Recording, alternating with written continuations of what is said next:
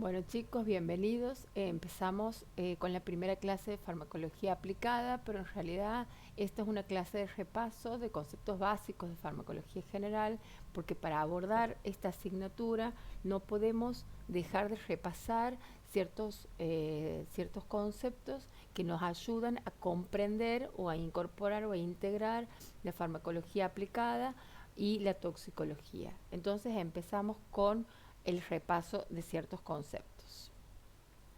Ahora vamos a hablar el descubrimiento, el desarrollo preclínico, la evaluación clínica y la aprobación de un medicamento.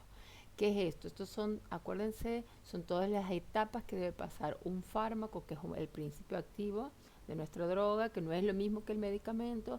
Recuerden que el fármaco era el principio activo en sí, es la composición química del fármaco, pero el medicamento es la resultante de toda la tecnología que tiene ese fármaco, que resulta de una forma farmacéutica en donde nosotros encontramos el principio activo, que es el fármaco, más todos los excipientes que hacen que ese medicamento pueda ser utilizado como terapéutica. En el desarrollo de los medicamentos nosotros vamos a tener un periodo preclínico y un periodo clínico. En el preclínico, ¿qué vamos a ver? Obviamente vamos a ver la etapa clínica de este principio activo y una etapa farmacológica en donde nosotros tenemos que diferenciar la farmacocinética y la farmacodinámica que queremos diseñar en este principio activo. En cambio, en el periodo clínico vamos a tener una etapa de precomercialización y una etapa de postcomercialización. La de precomercialización tiene 3 fases: 1, 2 y 3, que evalúa la seguridad, la eficacia y una eficacia comparativa en la fase 3. Y en la fase de postcomercialización nosotros vamos a tener la fase 4 o farmacovigilancia, que es cuando, si ustedes recuerdan, es cuando nosotros comercializamos el laboratorio o quien fuere comercializa el fármaco, el medicamento, y hace una vigilancia durante mucho tiempo para evaluar qué pasa a nivel universal, a nivel poblacional, de una población grande, a donde podamos descubrir ciertas reacciones o toxicidad que tiene el fármaco que no se han dado en la fase 3, que el número de individuos es menor. Muy bien, vamos a ver los estudios, las etapas. Tenemos la farmacología preclínica, que generalmente dura entre 2 a 4 años. Si nosotros tenemos que ubicarnos en lo que ha pasado, por ejemplo, con las vacunas, la etapa preclínica ha durado ¿cuánto? Meses, semanas. Aquí se definen los objetivos, se definen los investigadores y los protocolos que uno va a seguir. Por supuesto, se ve cómo se va a manufacturar ese medicamento, qué tipo de empaque va a tener, porque tenemos que definir cómo lo vamos a administrar en los animales y después cómo se va a hacer eso en los humanos. Entonces se hacen la manufactura, formulación y empaque del fármaco. Los estudios, se hacen estudios de toxicidad de farmacocinética en animales para ver las diferentes condiciones que tienen que estar seguros. Acuérdense que era la etapa de seguridad, viene después en la etapa clínica. Entonces nosotros en esta etapa de preclínica vemos cómo qué condiciones necesita ese fármaco para ser absorbido, distribuido, metabolizado, eliminado, todo. Entonces tenemos la etapa química y la etapa farmacológica en esta etapa preclínica, y por supuesto se hace la preparación de los documentos y solicitudes correspondientes a las autoridades para poder hacer el estudio. Por eso tenemos también los principios éticos de la investigación, que bueno, obviamente tienen que estar contemplados: minimizar los riesgos para los participantes, establecer medidas para el cuidado general de los pacientes. El investigador debe ser el responsable de suspender el estudio si digamos el riesgo es mayor que el beneficio, y reportar de inmediato todos los eventos adversos a donde un comité de ética y seguridad. Para esto, los investigadores siempre deben tener el consentimiento informado del paciente, sobre todo en las etapas en las que los pacientes son seres humanos. ¿Y qué es el consentimiento informado? Es un documento firmado mediante el cual el paciente es informado sobre los riesgos y beneficios potenciales del estudio. Por supuesto que la decisión es voluntaria.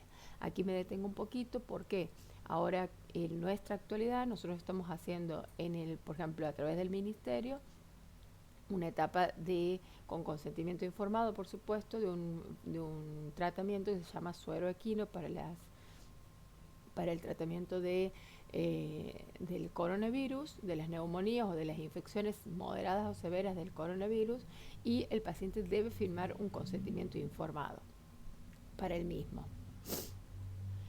Vamos a ver en la evaluación clínica, que esto ya se hace en seres humanos, voluntarios, sanos o enfermos. Tenemos 4 fases, acuérdense. La evaluación clínica, las 3 primeras fases es de precomercialización, y tenemos en la fase 1 que se utilizan más o menos, esto es una cantidad aproximada entre 20 y 100 sujetos, seres humanos. El tiempo de la fase suele durar unos meses, y aquí el propósito es establecer la seguridad, la farmacocinética y la farmacodinámica, que ustedes ya sabrán que las farmacocinéticas son los procesos de absorción, distribución, metabolización y eliminación, y liberación del fármaco, por supuesto, en un principio. En la fase 2 hay un poco más de seres humanos, son más de cientos, y dura entre meses a 2 años. Por supuesto, esto es en una fase, este cuadro es una fase de un fármaco que no sea en emergencia sanitaria como las vacunas, que por supuesto todos estos tiempos se acortan y el número de sujetos aumenta, por eso se acortan los tiempos. En la fase 2 vamos a ver qué efectividad tiene el fármaco, la seguridad y el rango de dosis. ¿Para qué? Para poder hacer la próxima etapa en donde se ve la dosis exacta, una eficacia comparativa, un balance riesgo y beneficio, y esto dura un poco más, entre 1 a 4 años, para un fármaco común, no que esté, como les digo, en emergencia sanitaria. Y en la fase 4 está que la postcomercialización, que ya vamos a hacer farmacovigilancia en la población en general. El tiempo es prolongado. Hay fármacos que han estado en todas estas fases, han hecho esta fase 3, y cuando ha pasado fase 4 se han tenido que retirar del mercado, porque bueno, en la farmacovigilancia uno puede ver nuevos indicadores de riesgo más que de seguridad. Esto tiene en la fase 4 el valor terapéutico, porque ahí se ve todo también lo que es farmacoeconomía, farmacovigilancia, etc. Los tipos de estudios para efectuar para detectar efectos adversos tras la comercialización: tenemos estudios descriptivos y estudios analíticos. Los descriptivos son de notificación espontánea, o sea, hay entes, como por ejemplo aquí el ANMAT, en donde uno ingresa a la página y puede registrar efectos adversos que puedan haber sido detectados en algún paciente espontáneamente. Hay cohortes sin grupos de control, y hay registros nacionales de mortalidad. ¿Qué pasa? Nosotros hacemos a nivel hospitalario, se hace a nivel estadístico todo lo que es mortalidad, y se registran, hay estudios descriptivos que registran este tipo de situaciones asociadas a los fármacos.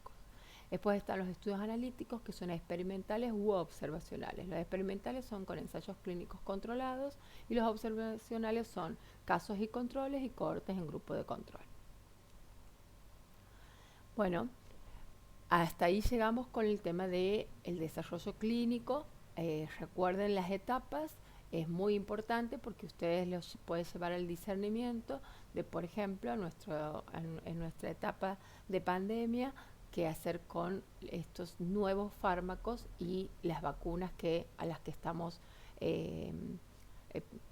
tenemos que decidir si colocar, si indicar, o tenemos que conocer cómo realmente se han hecho. Muy bien, otro concepto que tenemos que tener para poder seguir en farmacología aplicada es el concepto de medicamentos genéricos. Un medicamento genérico es un fármaco creado para ser igualado al fármaco o al principio activo o al medicamento original.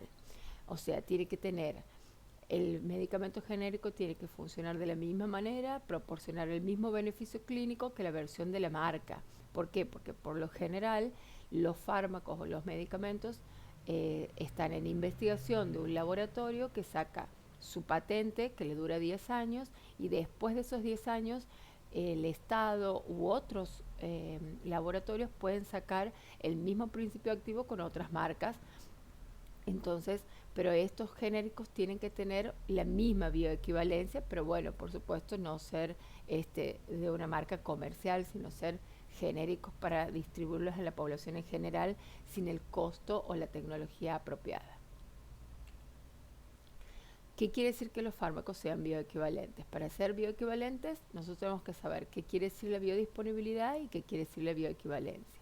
La biodisponibilidad, ustedes tienen que saber, conocer y entender que es la fracción o el porcentaje en que una dosis de un fármaco llega al sitio de acción en un tiempo determinado. O sea, es la dosis, la fracción, el porcentaje de esa dosis del fármaco que al colocarlo, al ingresarlo en el organismo, se puede librar o se puede absorber o puede ir directamente al torrente sanguíneo, depende de la vía de colocación del fármaco, y tiene que llegar al sitio de acción en un tiempo determinado, a la biofase, acuérdense. Entonces, biodisponibilidad, fracción, porcentaje en que una dosis de un fármaco llega a su sitio de acción en un tiempo determinado.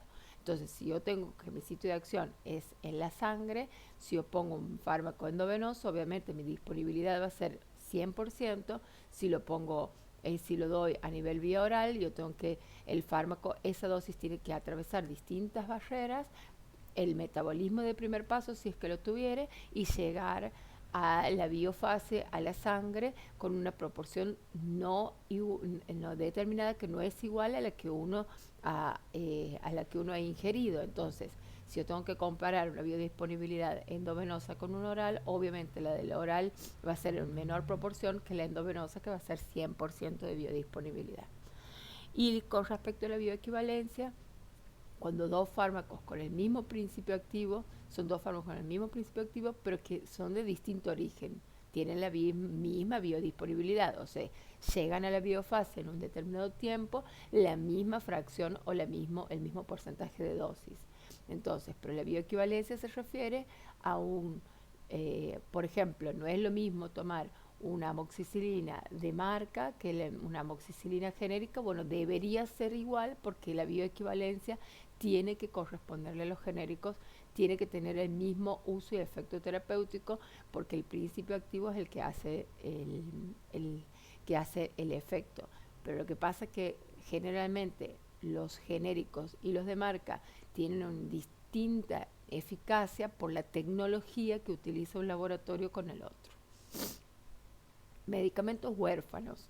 ¿Qué son los medicamentos huérfanos? Bueno, hay enfermedades raras en las que los procesos de investigación son muy costosos, entonces hay medicamentos huérfanos que son productos medicinales destinados al diagnóstico, prevención y tratamiento de enfermedades que ponen en riesgo la vida, o muy graves o muy raras.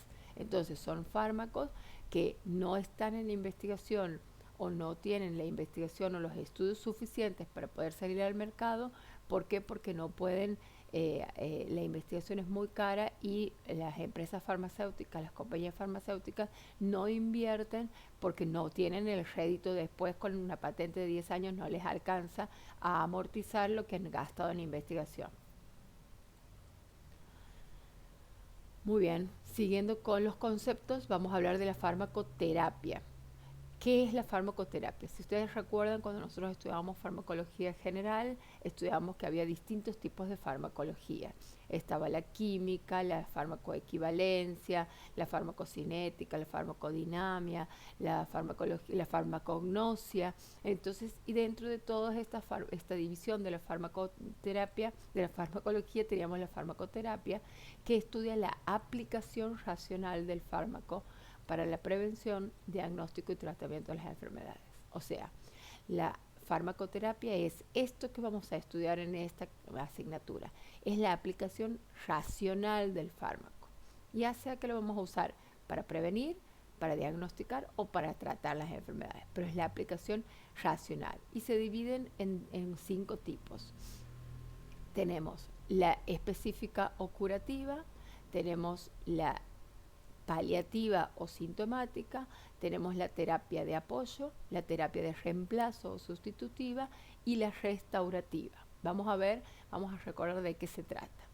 Nosotros tenemos la terapia curativa, por ejemplo, son los antibióticos. Si yo tengo una infección y doy y aplico racionalmente un antibiótico, yo voy a curar de la infección porque el antibiótico se va a encargar de la lisis o de la bacteriostasis de ese fármaco, de esa infección. Entonces es una terapia curativa, ¿ah? Porque rara vez nosotros tenemos la finalización de algo como es en las infecciones, entonces la terapia es curativa. Ahora, la terapia paliativo sintomática, por ejemplo, es una terapia cuando nosotros queremos calmar el dolor, disminuir la fiebre. Entonces, el ejemplo de esto, por supuesto, son los analgésicos o los antiinflamatorios que no curan nada, pero el tratamiento es del síntoma. La terapia de apoyo, por ejemplo, tenemos los antihipertensivos. Si nosotros tenemos una hipertensión crónica, no, al retirar los antihipertensivos, la hipertensión vuelve a suceder. Entonces lo que nosotros es el control y el apoyo del tratamiento con los antihipertensivos. Después tenemos las terapias de reemplazo, por ejemplo, en el hipotiroidismo. Cuando nosotros tenemos un hipotiroidismo, por ejemplo, por tiroiditis o por cirugía tiroidea o porque tenemos trastornos en el yodo, lo que fuere, tenemos el hipotiroidismo a donde nosotros todos los días regularmente reemplazamos la hormona tiroidea que deberíamos tomar, que deberíamos producirla nosotros, lo hacemos con reemplazo en terapia farmacológica. Una terapia, y por último la terapia restaurativa. Por ejemplo, nosotros tenemos que hay pacientes con desnutrición o con debilidad, postración, que si nosotros para poder aumentar la masa muscular usamos terapia con, por ejemplo, con testosterona, que sí podría llamarse también, como la anterior, podría llamarse de reemplazo, pero si tal vez si nosotros dosamos la testosterona, el nivel de testosterona es el apropiado, pero cuando el paciente requiere restaurar la masa muscular, por ejemplo en una postración prolongada, nosotros podemos usar anabólicos o testosterona que pueda restaurar esa musculatura que requiere un poco más de fuerza.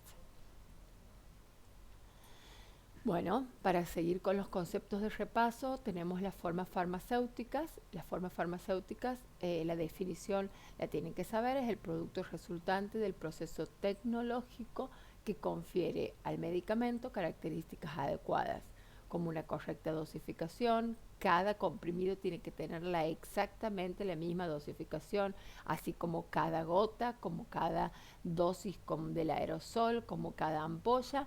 Todas estas son características que tiene que tener una forma farmacéutica correcta dosificación. Tiene que tener obviamente una eficacia terapéutica y una estabilidad en el tiempo. Por eso sí, está bien, nuestras formas farmacéuticas tienen un vencimiento, pero en un tiempo determinado. Nosotros si hacemos que la forma farmacéutica no tenga estabilidad en el tiempo, no se puede comercializar porque uno no puede darle un fármaco que en el tiempo se va a vencer o no va a resistir, por ejemplo, el calor, el frío, las diferentes temperaturas.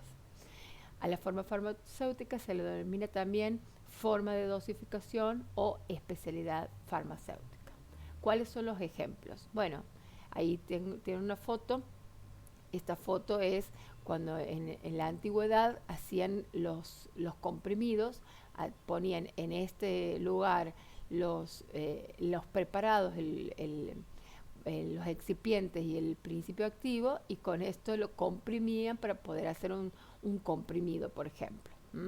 Entonces, ¿cuáles son los ejemplos de formas farmacéuticas? Tenemos tabletas, cápsulas, grajeas, jarabes, cremas, ungüentos, pomadas, ampollas, aerosoles, gotas, óvulos, etc. Ahora vamos a ver las clasificaciones. Las formas farmacéuticas tienen una clasificación según su estado físico en sólidas, semisólidas y líquidas. Obviamente las sólidas van a ser los polvos, los granulados, las cápsulas, los comprimidos, los sellos, las tabletas, los supositorios, los óvulos e implantes. Las semisólidas, pomadas, pastas, cremas, geles, ungüentos, etc. Las líquidas, soluciones, suspensiones, emulsiones, jarabes, lociones, linimentos, acuérdense de los linimentos, pregunta de examen, y los inyectables que son las ampollas. Todas estas tienen que conocer y dar ejemplos, sí.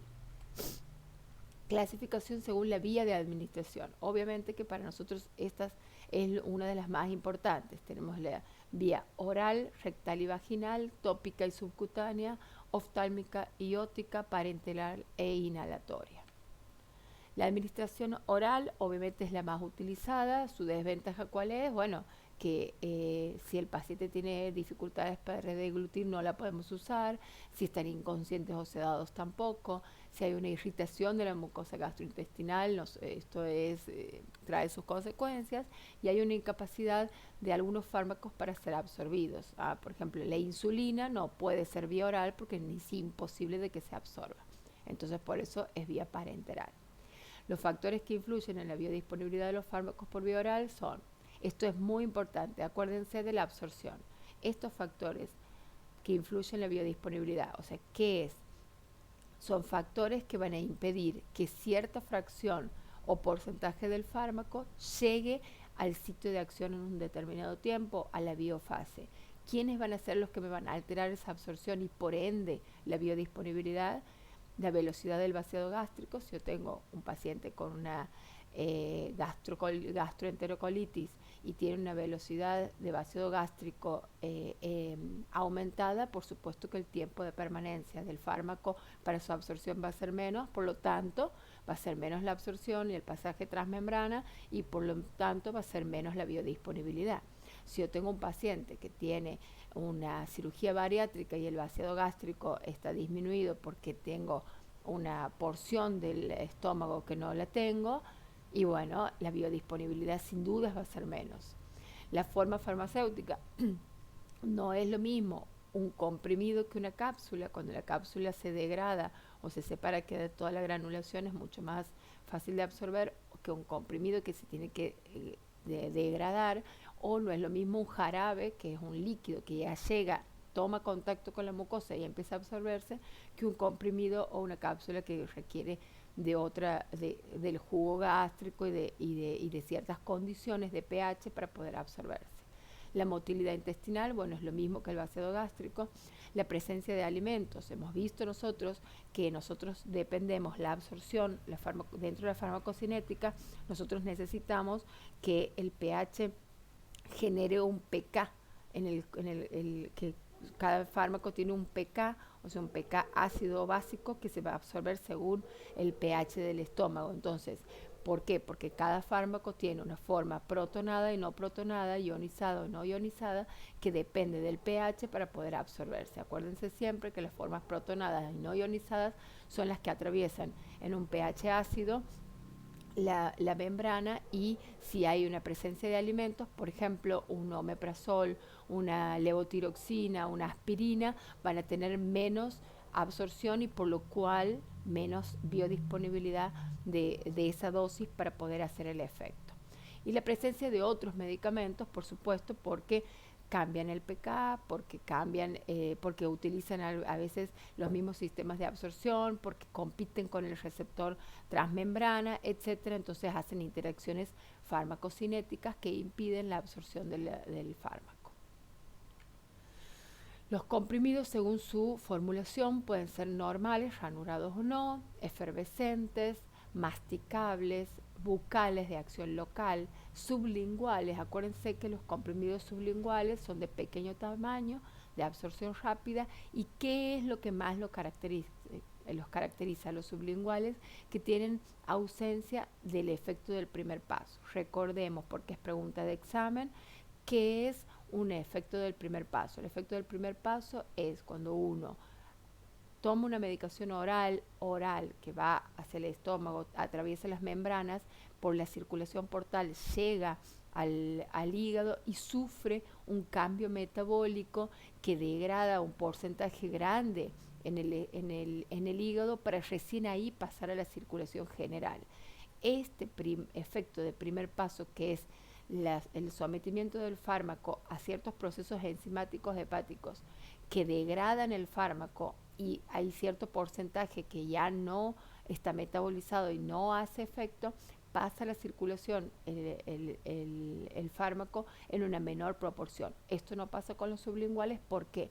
porque abajo de la lengua hay circulación que no va a la circulación portal, sino va a la circulación periférica como directamente. Entonces la biodisponibilidad de un sublingual obviamente es más alta que la biodisponibilidad de aquellos fármacos que entran por vía oral, absorción gástrica o intestinal, efecto de primer paso metabólico del hígado y paso a la circulación.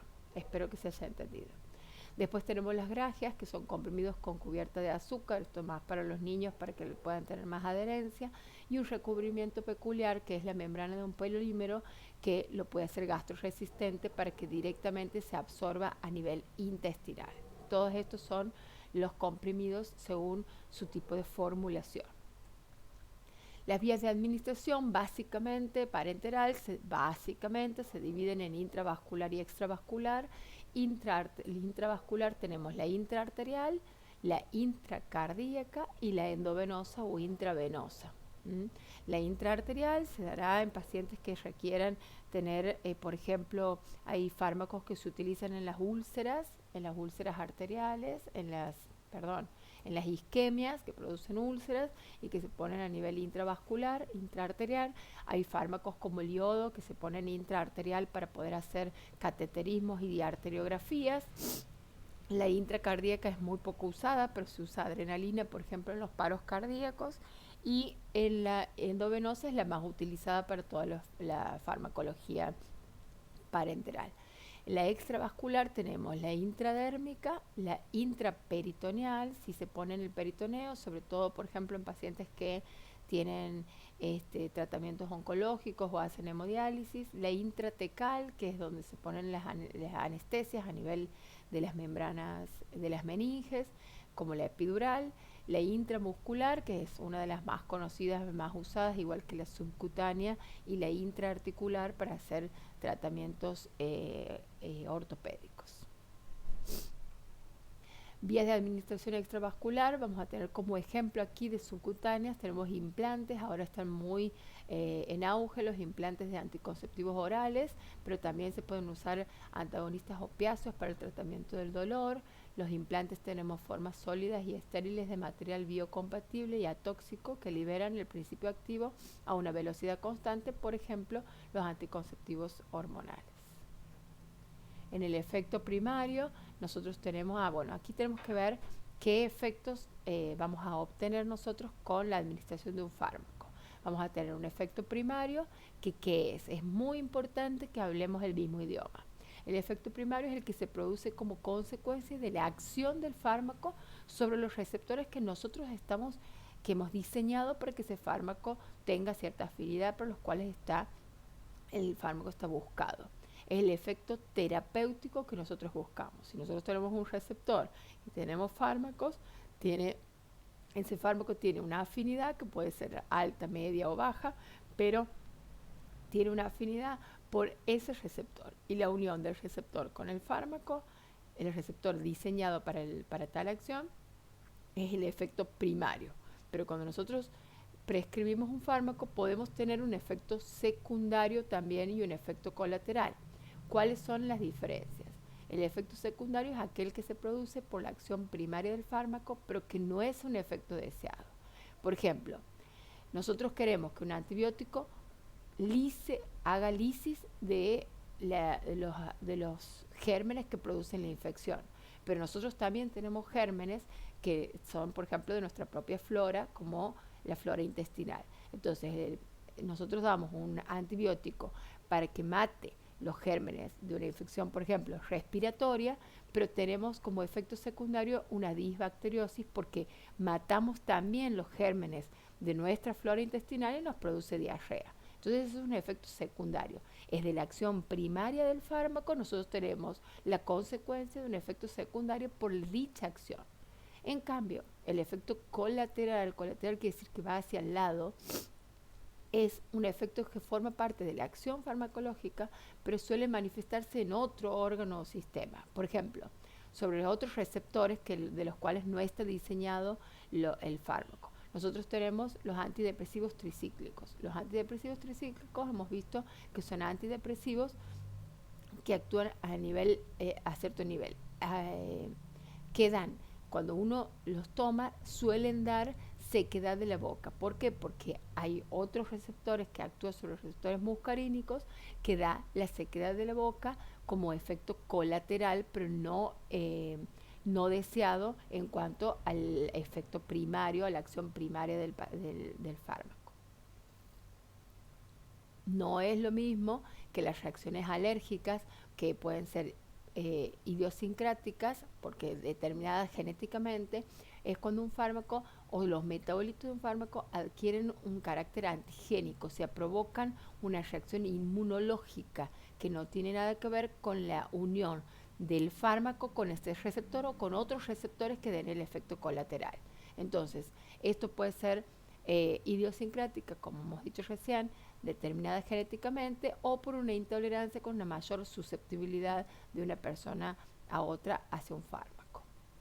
Entonces, el efecto primario es el efecto que está que viene como a colación de la unión del fármaco con el receptor diseñado para eso. El efecto secundario es la acción que nosotros no esperamos que suceda, pero que sí tiene que ver con la misma acción primaria del fármaco. El colateral es en otros órganos por un efecto, por la unión a otros receptores para los cuales no está diseñado. Las reacciones alérgicas es porque el fármaco se convierte en un factor inmunogénico, antigénico, alergénico y provoca reacciones que no es lo mismo y, y por eso nosotros tenemos diferentes reacciones adversas. Las reacciones adversas las vamos a describir como efectos graves o perjudiciales que se producen en dosis habituales utilizados con fines terapéuticos, profilácticos o para el diagnóstico de una enfermedad. No es lo mismo que un efecto tóxico, que es una toxina, es cualquier sustancia que tenga capacidad de lesionar un organismo viviente y hay una relación dosis-respuesta. O sea, las reacciones adversas pueden hacer un efecto tóxico, sí, pero generalmente las reacciones adversas se hablan de todos aquellos efectos graves o perjudiciales que se dan con dosis habituales. Uno, cuando hace el desarrollo preclínico y clínico del fármaco, establece, como hemos dicho antes, las dosis, que en dicha dosis hay un efecto terapéutico y hay una menor cuantía de reacciones adversas. Entonces nosotros vamos a tener reacciones adversas que pueden ser medicamentosas, que pueden ser dependientes del fármaco, dependientes del organismo, y otras que son diferentes en el embarazo. Dependientes del fármaco van a ser los efectos colaterales y secundarios, y dependientes del organismo van a ser las reacciones idiosincráticas o alérgicas e inmunológicas.